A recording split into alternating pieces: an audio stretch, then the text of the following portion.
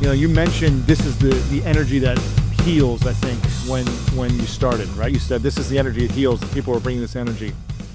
Why do you think so many people lack the energy to create the vision, the dream that they want? Is it something they're missing? Is it something they don't have access to? Or they lack that energy that heals and draws to them their dreams? I think that, you know, we live in chronic disbelief. What if the truth was that you're greater than you think, more powerful than you know, more unlimited than you could ever dream? If that was the truth, that you are the creator of your life, you have to start. If you believe that to be the truth, then you have to believe in yourself. And your belief in yourself must be earned. It must be earned. And the only way that we can believe in a future is when we feel the emotion associated with it. Because if you feel the emotion associated with it, your body is your unconscious mind. It's so objective, it does not know the difference between the real life experience that's creating that emotion and the emotion that you're creating by thought alone. And so you're giving your body a taste emotionally of the future. And the stronger the emotion you feel, the more you remember that future. And you literally are embossing the circuitry for you to believe in it more. So if we default and become the victim of our life, and we say that some person or some circumstance or some condition is causing me to feel this way and to think this way, the moment we become angry or frustrated or guilty or unworthy or afraid or anxious, we can't believe in that future any longer. Those emotions are associated with past memories. And those emotions cause us to behave as if we were in our past, make choices that are equal to our past, and believe in our past. And more people believe in their past than they believe in their future. And it's so much easier to forget your vision of the future than to remember it. And so if that's the truth, then if you understood that this emotion that you're feeling is really a creative emotion, living in fear and living in anger and living in hostility and hatred and judgment and resentment, that has nothing to do with your future. It has everything to do with the past. And so the problem is that we get addicted to those emotions that keep us connected to the past, and there's a story that goes with that past. And so many people believe in that story, and why not believe in a different story?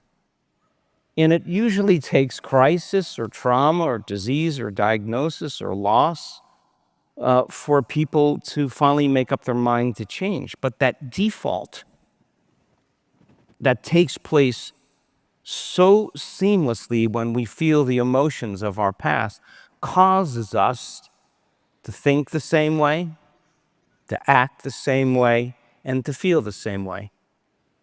And how you think, how you act, and how you feel is called your personality. And your personality creates your personal reality. That's it. That's it. So the present personality who's sitting here today called you is created the present personal reality called your life. That's the truth.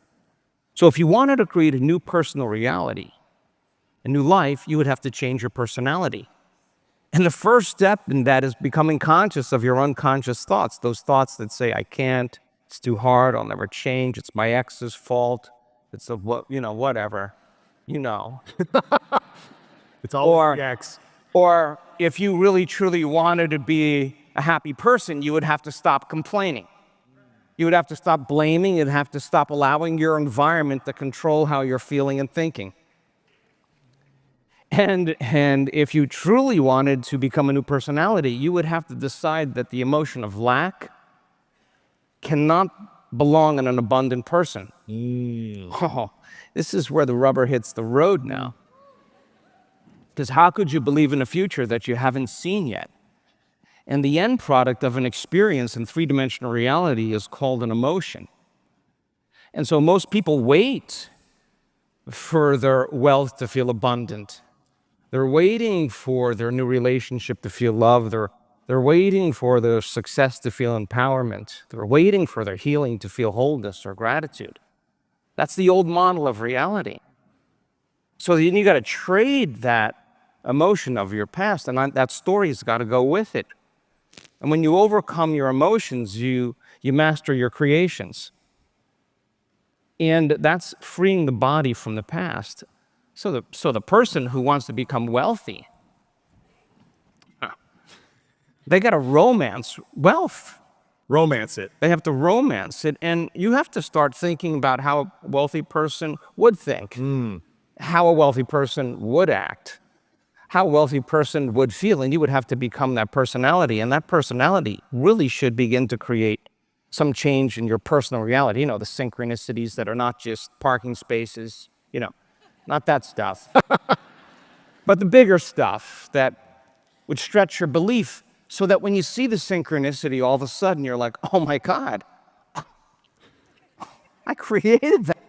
Is that possible that I actually created that? Now you start believing more that you're the creator of your reality instead of the victim of your reality. And that's the truth. And you cannot experience that truth unless you step in the realm of creation. And in order for you to arrive at that wealth, you have to make a very clear decision that that person who wants the wealth and who is in lack of having it is going to have to make a lot of changes to finally run into that goal or vision of their wealth. You can't create a new personal reality as the same personality. You got to become someone else. That means you got to give up some aspect of those unconscious thoughts, behaviors, and emotions that are programmed because we do them so much and think that way. And that's the hard part of change. And people do the work. I want to be really clear. They don't do the meditations to heal. They do the meditations to change. And understand that when I change, my body will change. My life will change. That's the experiment they're involved in.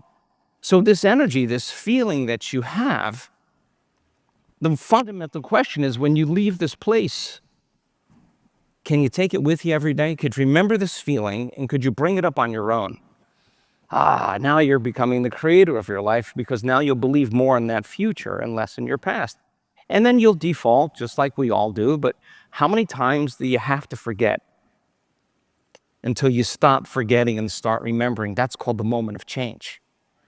And that's catching yourself from defaulting seamlessly back to that old personality that has been programmed for us to be victims. That if you say to someone, why are you so unhappy? Why are you so mad? Why are you so angry? Oh, it's that person, it's that circumstance that's causing me to feel this way and think this way. Well, that's an unconscious program. A person is saying that someone in their outer world or some condition is controlling.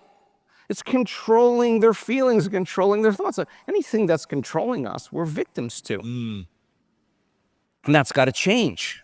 So then, to overcome victimization is worth more than all the wealth in the world. Because that's exactly what creates the wealth. That's exactly what creates the health. It's the overcoming process that is the becoming process. And that's how you arrive at that vision. And this energy is the energy that takes you there. And you got to be able to bring that up on your own. That means you got to come out of your resting state. And that when coming out of your resting state and not allowing or waiting for someone or something to do it for you, but doing it on your own, wow, there's sovereignty and there's empowerment in that. That's how any person arrives at their dream. They just don't let their energy drop. And if they do, they get back into that state again. And they earn the belief in themselves.